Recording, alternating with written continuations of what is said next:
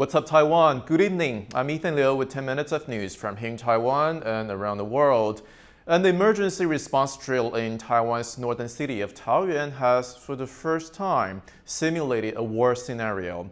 As Wei Zhonglu reports, civil defense has become a key element of Taiwan's defense strategy. People call for help on a rooftop before a rescue team arrives with a drone.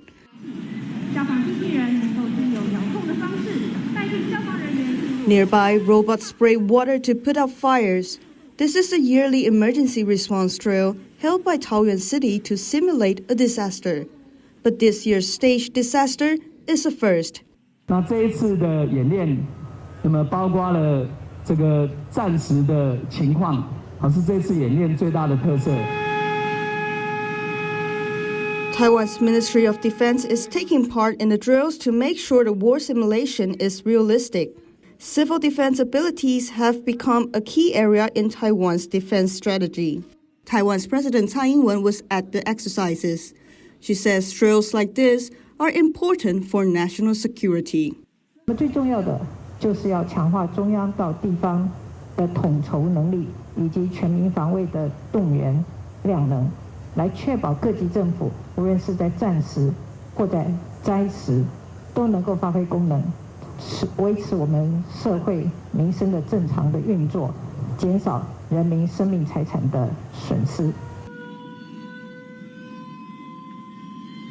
800 people participated in the drills, which simulated 21 emergency situations. With tension rising between Taiwan and China, the government in Taipei is calling on everyone to do what they can to protect themselves and the country. James Rayner and Wei Zhonglu for TaiwanPlus. A problem with the tail rotor may have been the cause of an anti-submarine helicopter crash at a naval base on Wednesday. That's according to one of Taiwan's high-ranking naval officers. All 4 crew members were injured, one critically. And as Bing Wang reports, it's the latest in a series of military aircraft crashes. Cell phone video captured fire and smoke rising from a naval base in the southern port city of Kaohsiung. On Wednesday afternoon, Taiwan's Navy reported one of their S-70C anti-submarine helicopters crashed into their naval base. All 4 crew members were immediately taken to the hospital for treatment. 3 sustained non-life-threatening injuries, but the crew chief had 2nd to 3rd degree burns on 95% of his body and is in critical condition. 是非常严重的烧烫伤。 那目前就是我们现在就是力求让它的生命真相，力求它的稳定。那我们现在正在积极的输液，让它的这个生命真相保持稳定。 This is the 4th crash of the S-70 anti-submarine helicopter that first went into service over 30 years ago.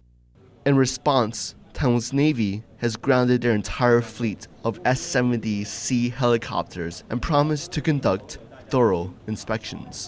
我想表达的是，我们针对这一次的事件，一定会非常坦诚的去做检讨。现在我们也编组了专案的小组，现在也正在针对所有的，不管是在天候人员的操作，甚至基建，我们都组成专案小组在进行调查。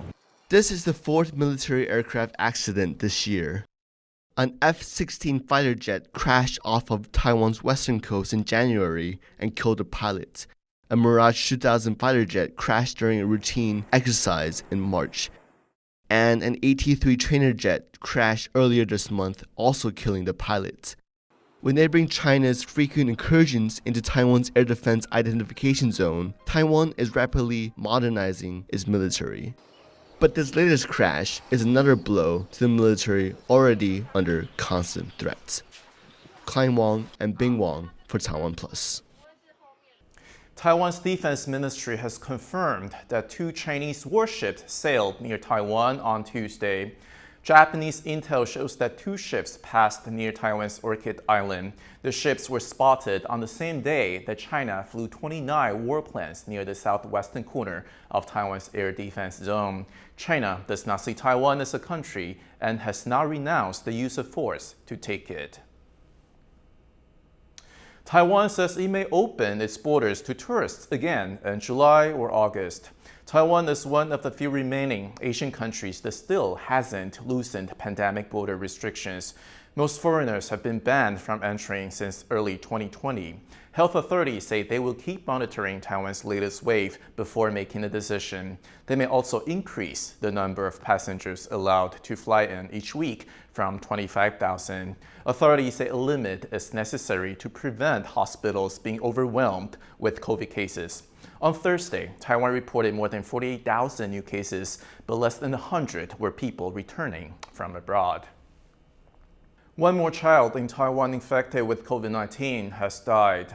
On Wednesday, a 4-year-old girl became the 6th fatality with encephalitis triggered by COVID.